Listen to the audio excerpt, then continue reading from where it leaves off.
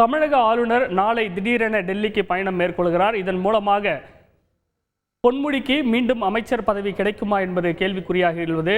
தேர்தல் அறிவிக்கப்பட்டால் தேர்தல் நடத்தை விதிமுறைகள் அமலுக்கு வந்து பதவியேற்புக்கு தேர்தல் ஆணையத்தின் அனுமதி என்பது அவசியம். இந்த சூழலில் ஆளுநர் RN ரவி நாளை காலை டெல்லிக்கு திடீர் பயணம் மேற்கொள்கிறார். ஏற்கனவே சொத்து குவிப்பு வழக்கில் பொன்முடிக்கு விதிக்கப்பட்ட தண்டனையை நிறுத்தி வைத்து உச்சநீதிமன்றம் உத்தரவிட்டிருக்கிறது. இந்த நிலையில் முதலமைச்சரின் பரிந்துரையின் பேரில் மீண்டும் பொன்முடிக்கு அமைச்சர் பதவி வழங்கப்படுமா என்கிற ஒரு எதிர்பார்ப்பு நிலவுகிறது. நாளையே இது தொடர்பாக முக்கிய அறிவிப்பு ஒன்றும் வெளியாக வாய்ப்பிருப்பதாகவும் பேசப்பட்டது. இந்த நிலையில் நாளை காலை ஆளுநர் டெல்லி பயணம் செல்கிறார். கூடுதல் விவரங்களை செய்தியாளர் பாஸ்கரிடம் கேட்கலாம். வணக்கம் பாஸ்கர், ஆளுநரின் இந்த திடீர் டெல்லி பயணத்திற்கு காரணம் என்ன? இதன் மூலமாக பொன்முடிக்கு அமைச்சர் பதவி மீண்டும் வழங்கப்படுவது கேள்விக்குறியாகி உள்ளதா?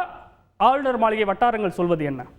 தமிழக ஆளுநர் RN ரவி 3 நாள் பயணமாக நாளை காலை 7:30 மணி அளவிலெல்லாம் புறப்பட்டு டெல்லி செல்கிறார். 16ஆம் தேதி தான் சென்னை திரும்புவார் என்று தெரிவிக்கப்பட்டிருக்கிறது. இதன் காரணமாக தமிழக முதலமைச்சருடைய பரிந்துரை மீது ஆளுநர் என்ன முடிவு எடுக்கப் போகிறார் என்ற மிகுந்த எதிர்பார்ப்பு நிலவுகிறது.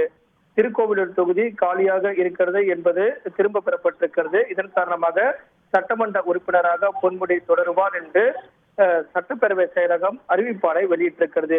அதைத் தொடர்ந்துதான் தமிழக முதலமைச்சர் மு க ஸ்டாலின் அமைச்சரவையில பொன்முடி அவர்கள் இடம்பெறவும் அதே நேரத்தில் அவருக்கு பதவி பிரமாணம் செய்து வைக்கவும் ஆளுநருக்கு பரிந்துரை செய்து அதற்கான கடிதத்தை ஆளுநர் மாளிகைக்கு ஆளுநருக்கு RN ரவிக்கு அனுப்பி வைத்திருக்கிறார். ஆனால் RN ரவி ஆளுநர் மாளிகை தற்போது வரை தமிழக முதலமைச்சர் அனுப்பி வைத்த அந்த கடிதத்தின் மீது எந்த விதமான நடவடிக்கையும் எடுக்கவில்லை.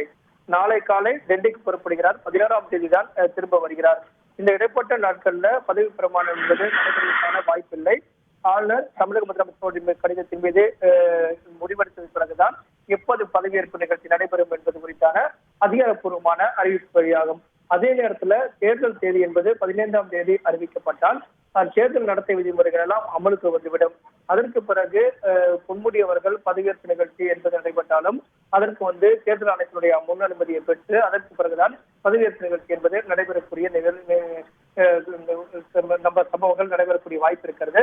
அந்த கூடுதல் விவரங்களுக்கு நன்றி பாஸ்கரன். செய்திகளை உடனுக்குடன் தெரிந்து கொள்ள உடனே சப்ஸ்கிரைப் பண்ணுங்க.